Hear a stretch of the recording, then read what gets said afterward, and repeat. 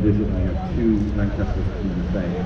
So ladies and gentlemen, I'm going to stop talking now. Let's listen to the sounds of 4 Merlins and 1 Britain engine from the Battle of Britain Memorial Flight.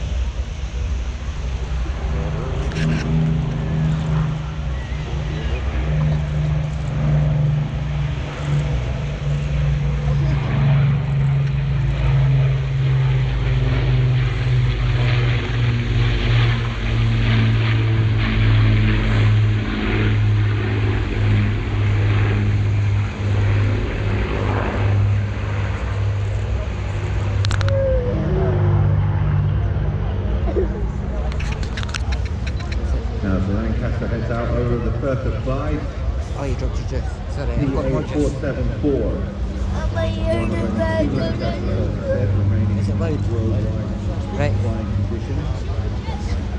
So 7,377 of these aircraft built in total.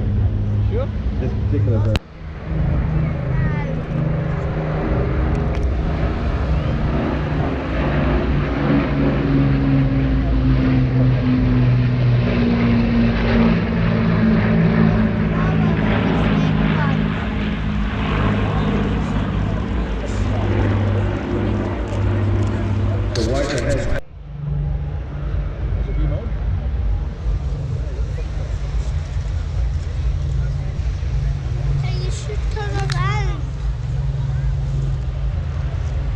So of course, Spitfires, the big development, are coming from our right now, the Lancaster.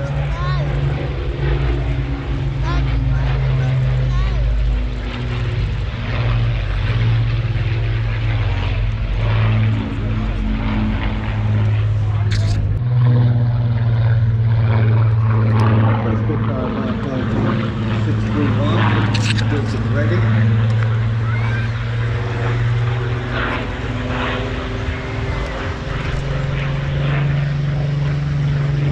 Delivered to Southampton in May of 1944, and it wasn't used in combat.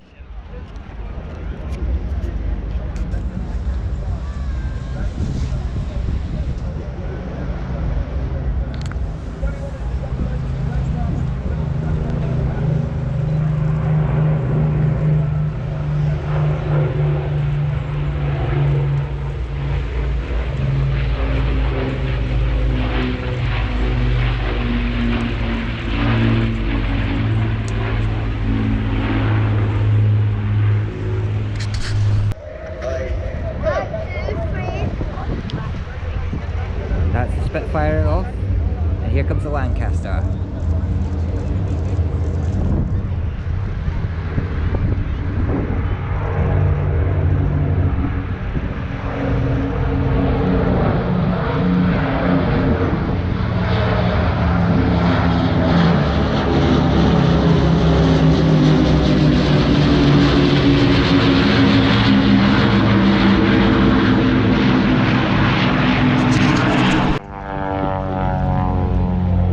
Was meant to be at last year's show, but unfortunately he had a problem with metal fragments in the engine, never a good sign. So it's returning this year with a brand new 210 horsepower 6-cylinder Continental engine, got a variable pitch propeller and fitted with a white line 22350 amphibious float. I don't actually know what that means. And that means you'll have the flexibility to land and take off from an airport and then retract the wheels inside the float and then land on water as well.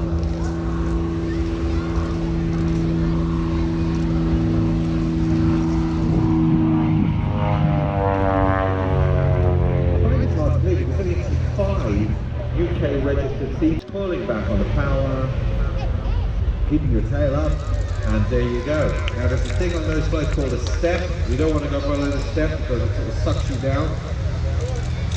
So he wants to keep the nose up now and the power up. He's not doing a landing, he's just doing a touch and go. Keeping the nose of the amphibious float still off the step. Good use of power. And there you go. Here we're applying the power now. Gently lifting off. About a 5-10 degree pitch nose up attitude. And gently coasting away. Building up your airspeed. Keep the power up. No Normally this is where he can let the power back, let the nose of the aircraft sink. Now keep the aircraft going. About 70, 80 knots there, I think. You can see them start to come unstuck. And there you go, you're into ground effect. Keep that going for as long as Hey, you Keith, can. you watching? Build up your airspeed and then Hey. gently pull that. Yay! I do. And rolling the aircraft right way round. As with most basic trainers, fixing undercarriage. While it does, you've got a lot of reduced drag with the undercarriage, it's a lot safer, it's got good ground handling characteristics as well. And you notice how wide the wheels are as well. That means it's very steady on the ground, easy to taxi, and great visibility as well from the tube there. RAF benevolent front logo top and bottom.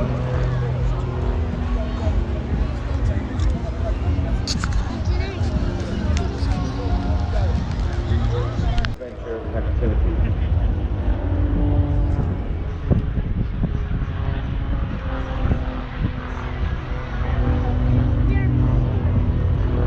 Do a slow roll there.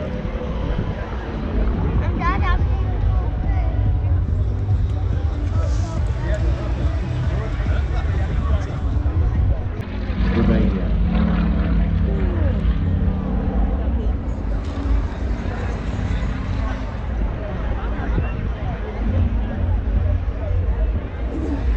John Windows is showing us that as a trainer it can also be very exciting to fly these aircraft. The trainees did a version of it with a Nanchang N6. It's got a stretched Yak 52 with a copy of the Chenko engine,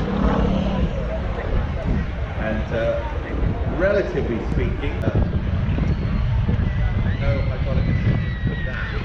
All upper body strength, rolling the aircraft from left to right.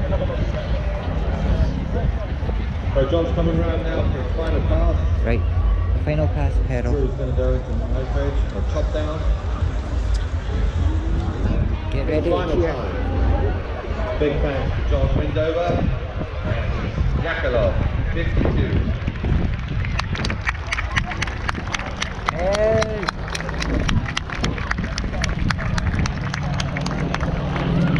There he goes. Saw that lovely blue turbo-cross gold medal awarded for the achievement in a microlight. He was fourth in the first World Microlight Championship. He's the FAI World Distance Record in this category. To this day, he won the 1994 round of World Air Race in the Tiger. Cessna basically with a 150 engine.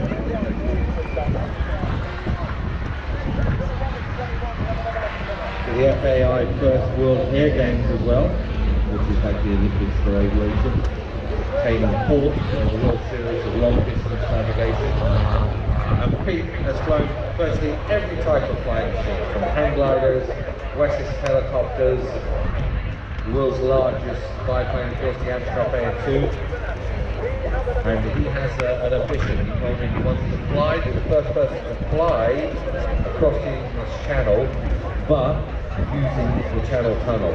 Which he reckons, and he would squeeze this into the Channel Tunnel and fly through it. Yeah, good luck with that. Sorry, you've got the biscuits, that's right. Just because he saw on that 12 speed, we've got a few 500 in there.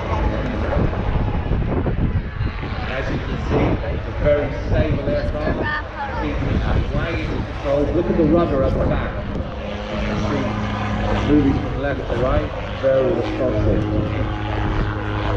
Now the rotor blade you see on top, that is not connected to a motor. That is freewheeling. And it's using the air through it. That's why it's pitched up about 10 degrees. And the air flows through the rotor blades and it gives free lift. Engine, the Rotax engine, is actually powering the propeller at the back, and that's what's pushing it forward. What's called a pusher configuration. And as you can see, very, very responsive.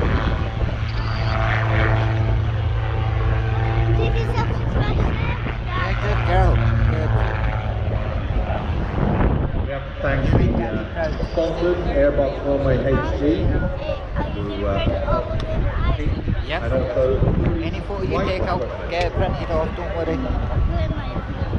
Now this is a two-seater aircraft, so you can actually go touring with it. That's what it was actually designed for.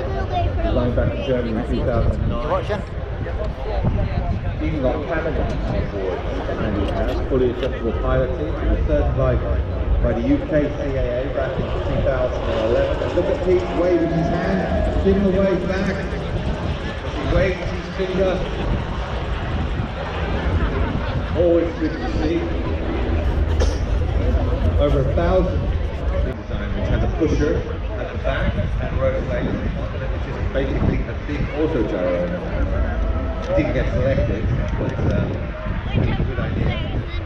Now watch as Pete brings the aircraft up, getting a bit of height, and then swirling all the way down, rudder as he spiral descends, building up all that energy in the rotor blade. Rotor blade flat out, leaning on the pitch the aircraft up, engage the rotax and come straight towards us. Here it comes.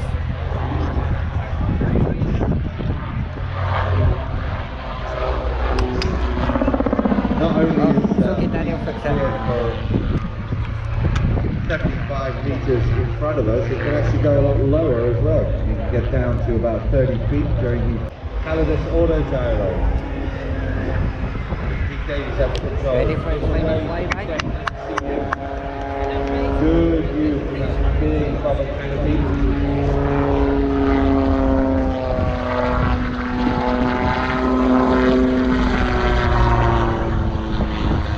And he's going to love this wind.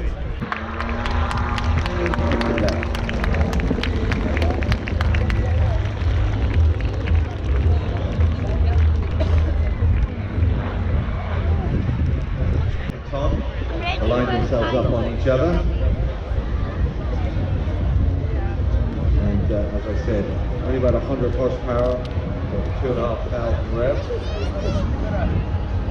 It's got a variable pitch propeller.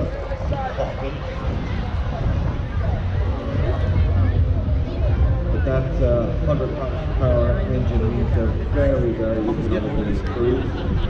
Depending on the weather conditions, they could literally do like 1,000 miles if they get the right wind conditions and they get some thermals to give them a lift. So you've got all the benefits of a glider using the free thermal lift to get up to height, just down, go find a nice thermal uprising, and this is what you would see a glider traditionally do as it would be climbing because they're using their engine here.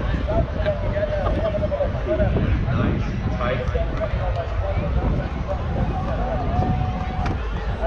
What a wonderful display of precision flying. And I cannot emphasize enough the benefits of going gliding. I personally did a lot of gliding before I got into powered aircraft, and it really does teach you some great habits.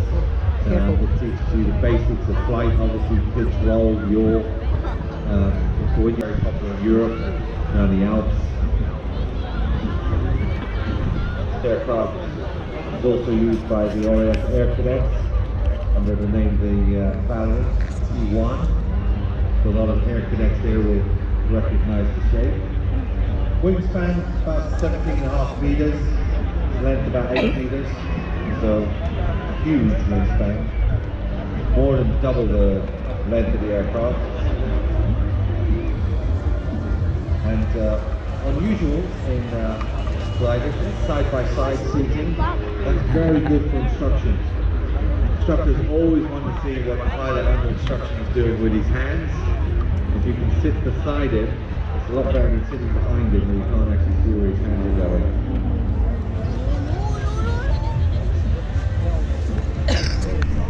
Hours at a time.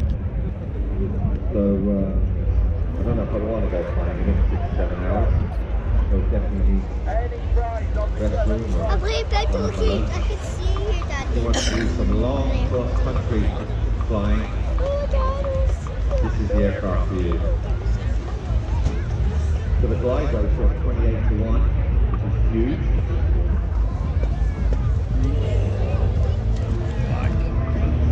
It's coming straight for pitches up. Very responsive to the roll. These aircraft have been heavily modified, as I said. They've actually got LED lighting built into the fuselage, and now the smoke system. And at night, Prop 109. Smoke system's working very well, but it really gives us a good indication of how blustery it is out there. You can see the minute the smoke comes out of the aircraft, it's disturbed, blowing away, but thankfully today it's blowing away from us. Yesterday we had a lot crowd. Today thankfully it's a little bit easier for the pilot to fly.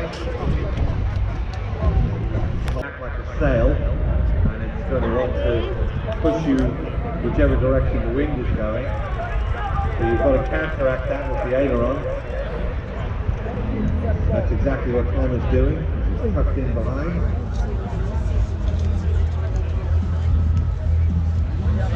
Father Tim in the lead. He flies the set pattern and it's up to Tom to follow it. He'll have picked a spot on that aircraft. When I did formation flying, I used to bring a little sticky with the wave. Feel free to wave back.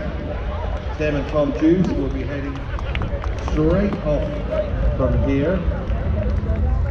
And I have to say, Tim Juice in particular is my favourite display pilot here at the Ayr Airshow. And I'm not saying that because he bought me a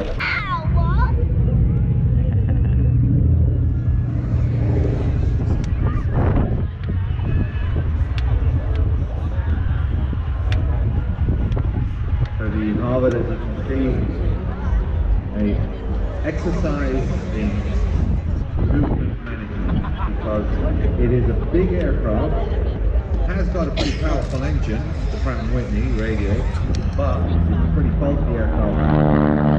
This is why it was so critical in teaching pilots how to fly aircraft that were far more powerful. Taught them to respect the airspeed indicator. And that is the thing that you're looking at most of the time when you are flying the Harvard. And the Harvard was ideal for that. Used in massive numbers in America as well, whether it was called the Texan or the T6. Canadian Air Force used them. The American Navy also trained their pilots on Harvards. And during the Second World War, the majority of the flight training is produced over very tough aircraft as well. It's quite stocky. Take a lot of damage, did regularly, but not from guns or other aircraft fighters. Obviously, hard landings was one of its stock trade. And if you ever see a Harvard on the ground, you'll think it's like an aircraft carrier aircraft, because it's got very short, stubby little undercarriage, so that was to help with punishing undercarriage regularly.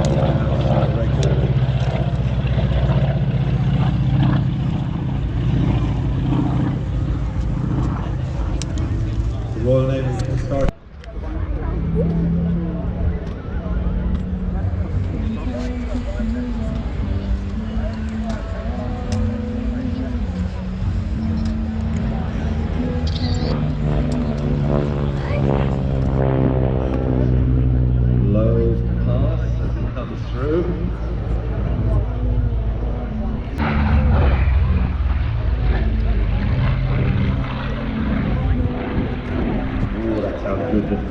That does sound good. As I said, these invaders powered by those mighty Pratt & Whitney 2800 double watt rated engines, 2,000 horsepower, both engines roaring. I mean, this aircraft can get up to a speed of about 350 miles an hour.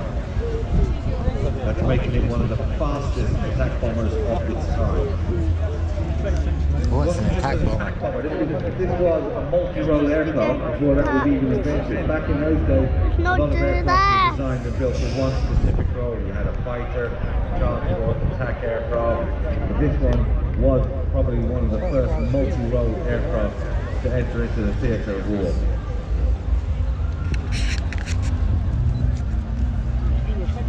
Here it comes. Let me get my camera ready.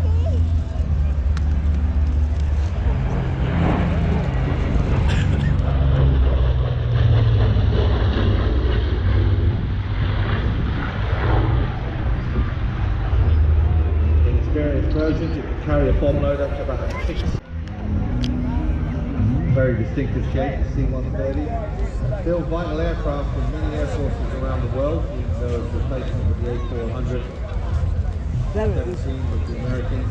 C-130 Hercules. A very formidable force. Car. The tactical airlift around the world. So for the first time, from the Canadian Air Force, from your left, ladies and gentlemen, a C-130J. Look how big it is. Watch. Brilliant.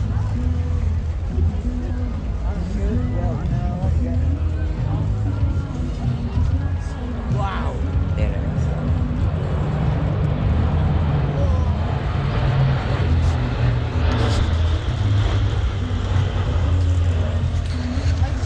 Now the controls of this aircraft, Major Jeff Fontaine.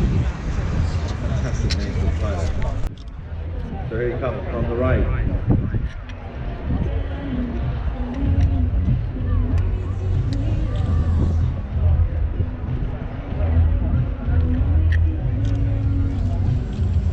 Go to the park. Promise me. Brilliant.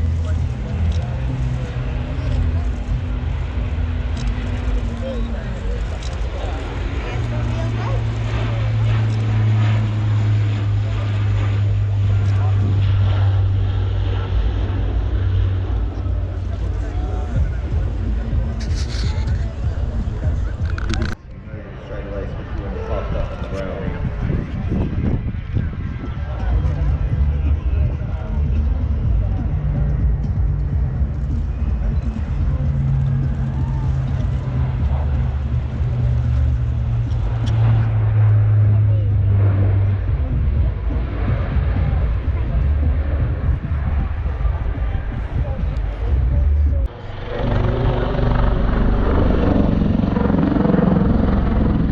Roll through 360 degrees, come back in the crowd center.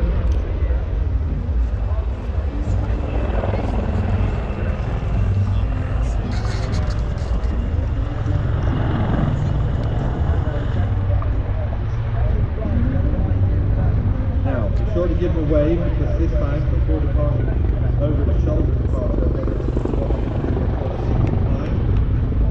Powerful engines. Generate over 5,000 feet per minute rate of climb. So again, some hover work. Getting the engine sort of technically positioned right. Look out on the sea, you can see the downdraft that's created. Right.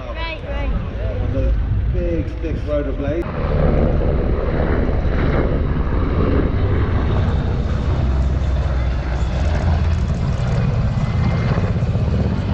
Engine is big, and as you can see, this is ready for action. More. Action. These are the seating base, the best way. That is a radar, or blue kestrel. That's the radar I was telling you about. It's specifically designed not for a radar for finding other aircraft, but for finding periscopes. So they're looking for submarines. See the blades and the tail as well. When it lands,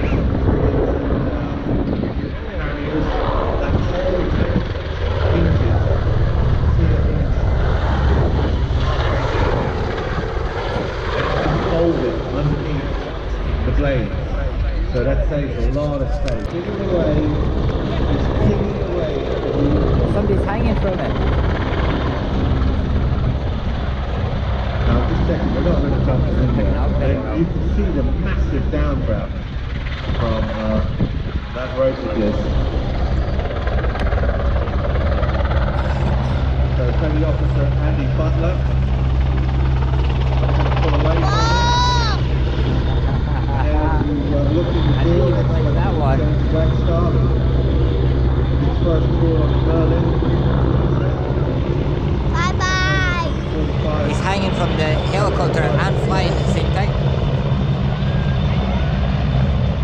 Oh, that's not right. And up the controls on the cockpit.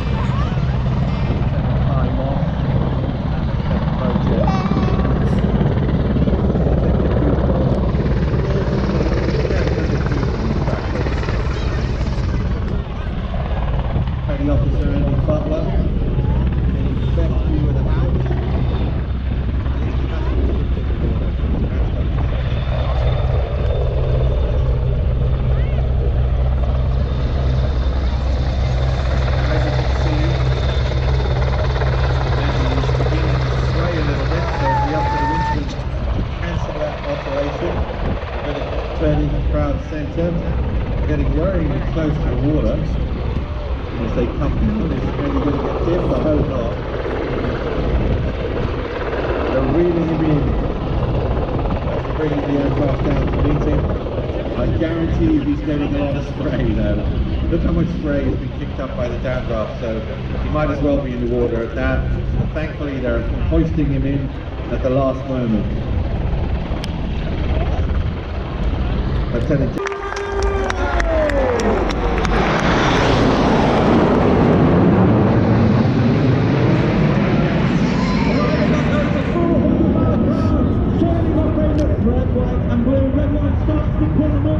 and it means he starts the show full. And immediately you can see the team collapse as at 67, 89 collecting in to form our world famous Diamond Nine. The team reaching a height of over 5.5 to 6,000 feet. Aircraft slowing down from approximately 400 down to about 120, 130 miles per hour before Red 1 brings them back down and twists them around to the right. Here they are.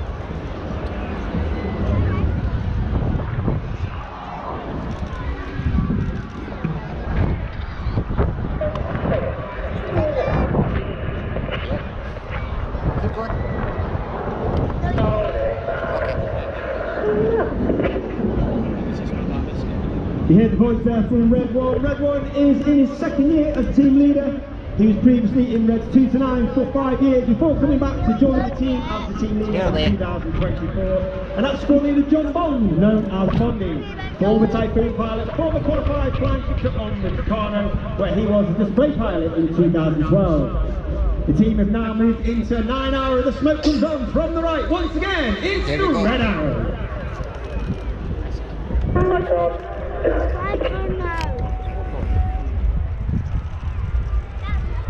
On the right hand side of Red 1 is Red 2, Flight 10 Rob Thomas.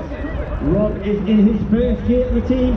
Uniquely, he was taking some training and made straight into an instructor on the Hawk Team on 1. Before then completing his own training, joining the Typhoon Force, having served in operations over Iraq and Syria with 11 Squadron, before then become an instructor on 29 Squadron, all based at RAF Coventry in Lincolnshire.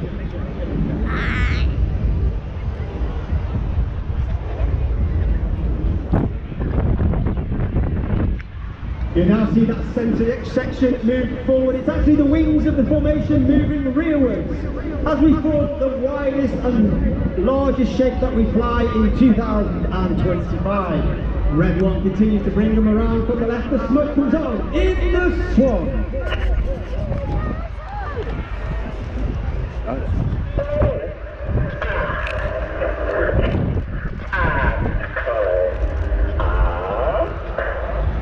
Once again, he pulls up at over 400 miles per hour, showing the activities of the pilots looping in formation. Not only that, to make it a bit more difficult, we change shape from swan into shuttle as well as 89 laps inwards. The aircraft reaching heights of over 5.5 to 6,000 feet. Once again, slowing down to over 120 miles per hour. Those inputs on the control panel being a lot less. And then the aircraft starts to increase their speed back down to 200, 300, back to 400 miles per hour before Red 1 brings them around to the left.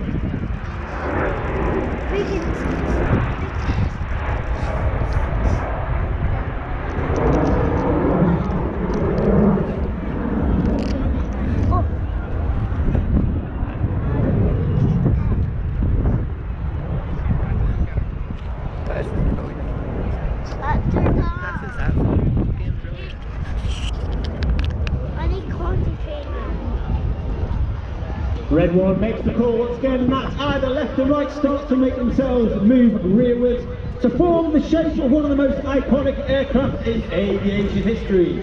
Red 1 continues to come in from the left hand side. The smoke comes on in the Concorde. It's alright. It doesn't.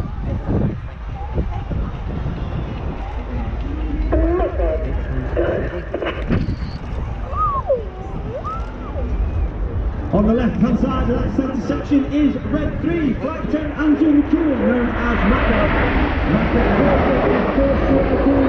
He flew the aviation with the Howard American exchange in the United States Marine Corps. Before then coming back to the UK and joining joining the world famous 617 Dambuster Squadron based at RAF Mole in Norfolk, where he flew the latest 5th generation of Royal Air Force aircraft, the F-35B Lightning II.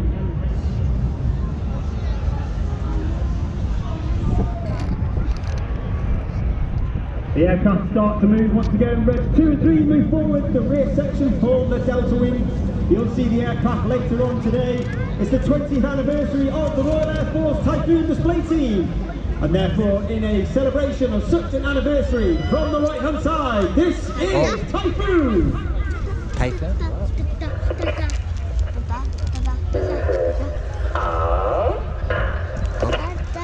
Look, watch.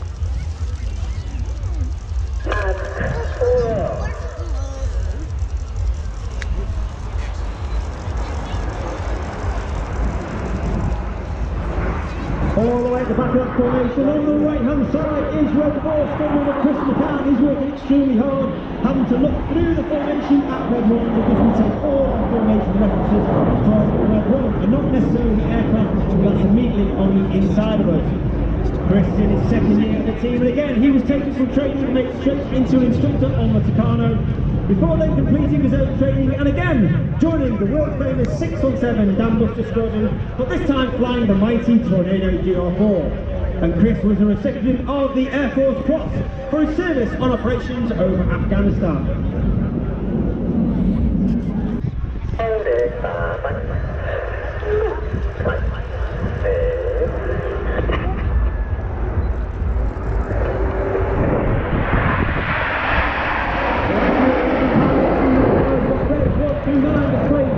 Myself, Red 10, former Tornado GR4 pilot, former qualified flying instructor on the Hawk Team Mark II.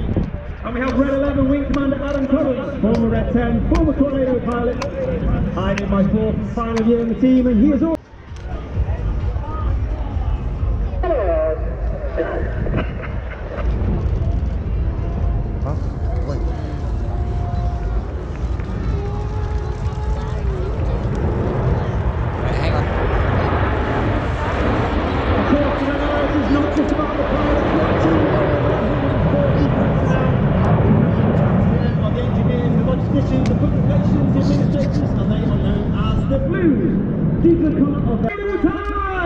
Tornado, aye. Right, watch. The guy's going to go right under the smoke, okay? Look at all the smoke. Get your camera ready. 89 roll goes. Red 89 roll around the rest of the formation. But watch for the colour change as Red 1 brings them down the line. Look at that. Get your camera. Come on. Daddy, okay. Go and open that.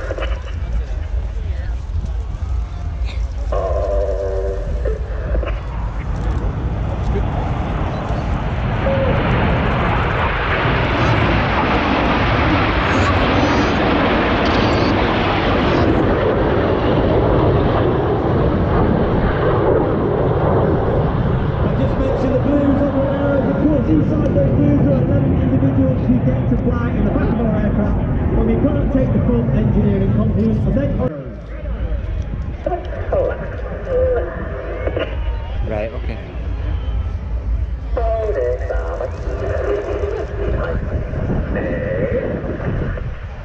As we go into the second half, we start in the same way as last year because it was so popular. Get your cameras in, it's the 5-4 split.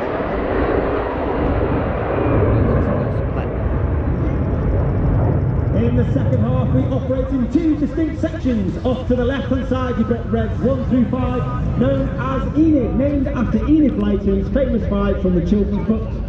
Off to the right-hand side, you've got 6, 7, 8 and 9, known as Hannah, named after Squad Leader Ray Hannah, one of the first members of the Red Arrows. He's the only team leader to lead the team for 4 years. He took the team from a 7-ship to a 9-ship and formed our world-famous Diamond 9. Enid from the left, Hannah from the right, for the colourful 5-4 cross. Right, what side are you going for? That side to that side? Yeah. Right, that side, right, okay, I'll get this side.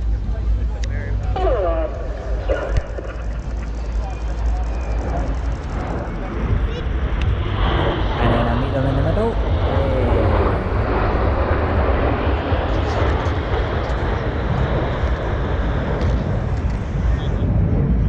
smoke of Enid.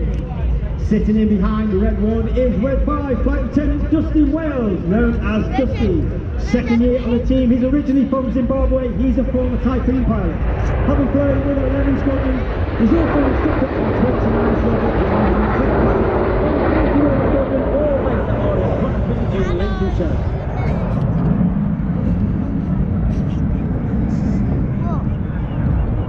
As Enid leads to our right hand side, look directly to your front, you're looking for the nose lights of red 6, 7, 8 and 9, and the smoke comes on.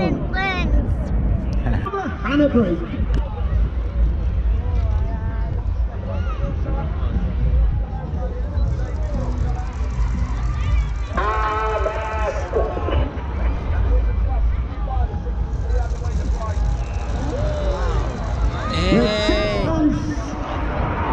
To our left hand side, red 7 and 9 to our right hand side. That's red 6 to our left hand side. Squadron of Tom Hansford. Tom is a Scottish boy originally from Aberdeenshire. He's a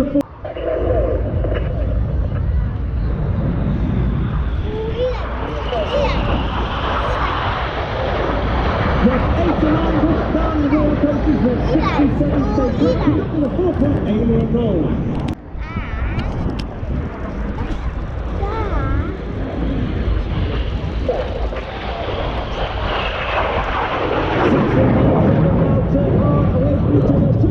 Over 500 miles per hour is red 9. He lines up with the inverted V to perform the goose.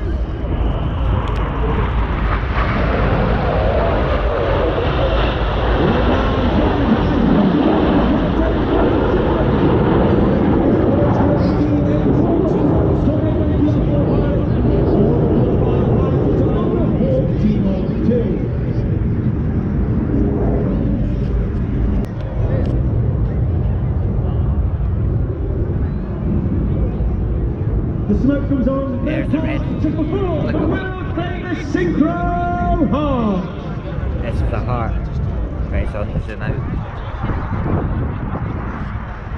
Coming in from the top right hand side is red 8 as he speeds the heart. It looks like a pair of boobies. Third and final year of the team, a very experienced pilot, having flown Harrier and Typhoon, and also been a qualified flagship Ah, there we go, there's the heart. Mark II. Let's give the synchro player a massive round of applause for a wonderful heart in the sky. Oh, he's even done arrow foot. But the show's not over yet, ladies and gentlemen, boys and girls.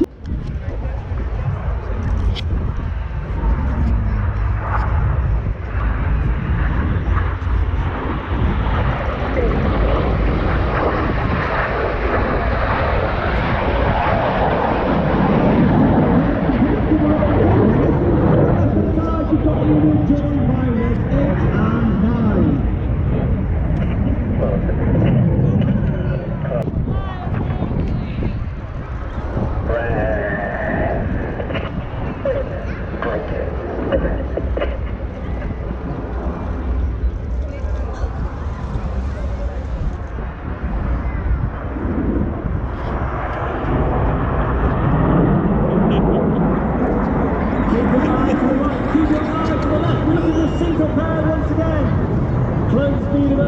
Right, here they come in again.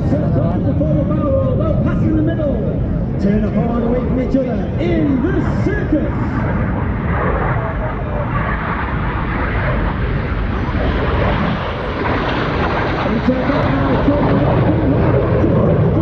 That means everything about them is now weighing 6 times heavier than what you have if you stand on below. Red 7 smoking red, red 6 smoking blue, then pass at the back, red becomes blue, blue becomes red. Now red 7 on our left hand side, smoking blue. Keep keeping an eye on red 6, getting that miss distance correct to complete the circus.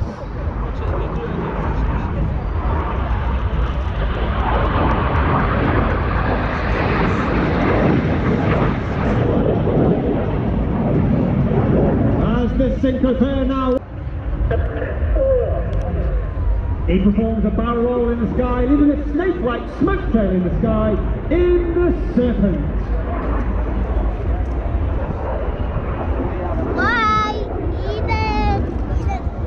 Another great opportunity to see our red, white and blue. Like I said, today's smoke is 100% environmentally friendly smoke. And that smoke pod is only capable of producing 5 minutes of white smoke, 1 minute of blue smoke and 1 minute of red smoke, with each of the colours having its own button on the pilot's control column.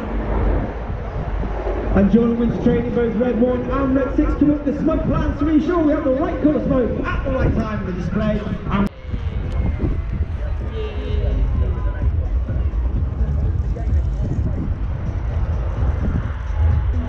keep looking to your left, keep looking to your right. You've got Red 6 and 9 from the left, Red 7 8 from the right. Red 6 and 9 roll inverted for the first of our new 2025 manoeuvres. This is Chainsaw. Red 6 and 9 inverted for up to 30 seconds while working extremely hard against that negative feet, all the blood rushing to their head.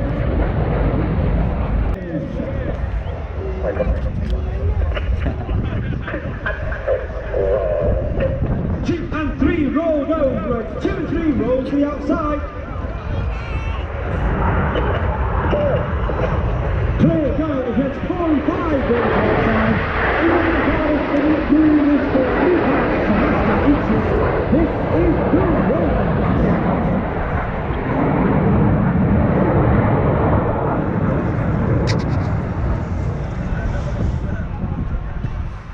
In the second of our newest manoeuvres for 2025, you can see 6, you can see 8, you can see 9, hiding in the smoke of Red 6 is Red 7 in the Tempest. Oh, that's cool.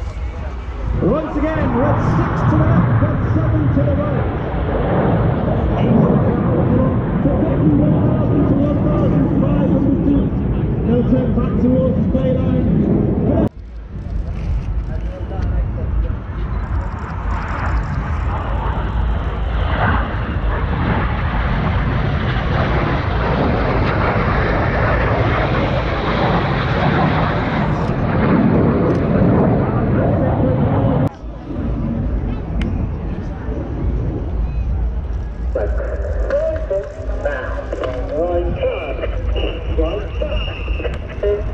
And here come the synchro pair to complete the palm split, because ladies and gentlemen, it's been an honour and a pleasure. Please bring hands together for 2025.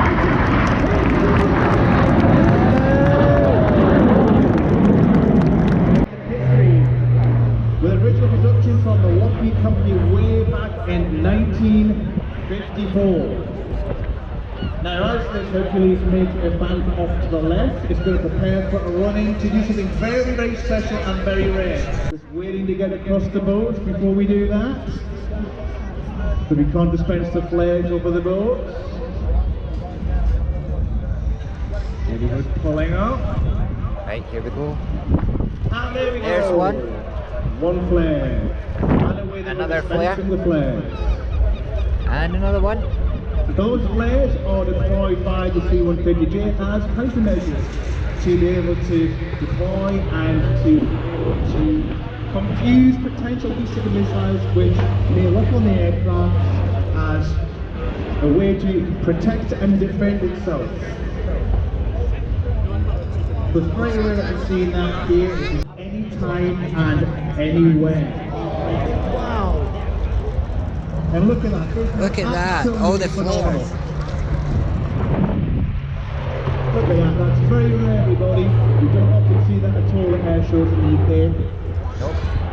That's the first time I've seen it. Absolutely superb. And Josh, who is the captain, That's Josh cool, Kesser, the captain of this particular aircraft today, he's been exceptionally excited. Last time, the 168th wish to thank our friends in Ayr and Prestwick for inviting us to participate in the Ayr Best 10 flights. The Scottish Hospitality will continue to deliver as world class, and we are very thankful for your partnership. And then it goes the way for Ayr. Give it up for Josh, the C-130J from the United States of America. And if you look at down, you can't see anymore. You have what we call The blackout. The blackout, right? Yeah. Or G-lock as well. You can get that. That's the way up it. And it's like, first of all, the vision goes black and white, which is a bit weird, and then it just starts coming in from the sides. It's like you're looking through a tunnel. Yeah, it's like you're in a And that is because massive ailerons. Tell us about them. yes, the aileron is something like 80% of the trailing edge of the wing, which is huge compared to regular aircraft. On a standard aircraft, the aileron is something like 20% of the trailing edge. And watch as Reece pushes the aircraft up into the air, and he'll just slowly pull back on the power. Now this is all about using the powered out Lycoming engine. A little bit of a torque roll going on there as well. So it's the torque of the engine keeping the spin going, and then pushing the aircraft on its back, and then tumbles back down in a flat spin. Bonjour. Your French is really good at Yes, I missed Brexit. I'm still with French. The Royal Air Force, Typhoon.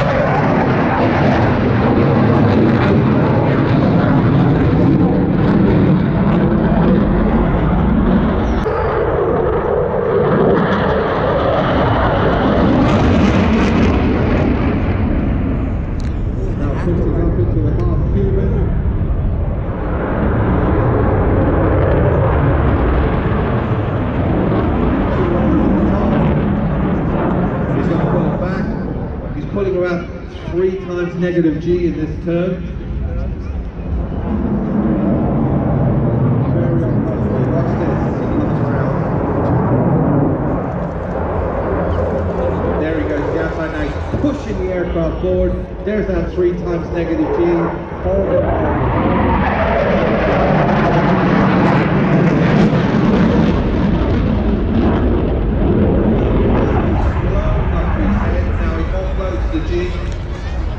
Snaps that aircraft back around to convert the negative G to positive G. He's working hard now to be able to counter effects. His G suit is helping. So now he's going to reposition, come in crowd center, and he's going to do what's called a double corkscrew, straight at us, and then pull back on the stick into a loop. Hang on.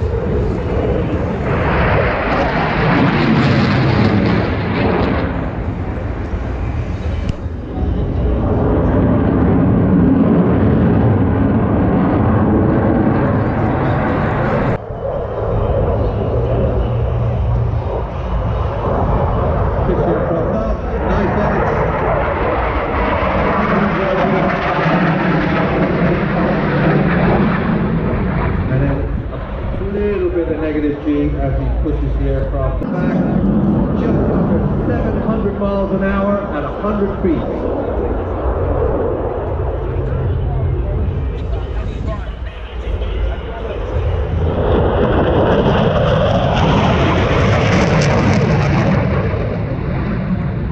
Fantastic. All the way up with this speed. Remember, this is 26 tons of aircraft.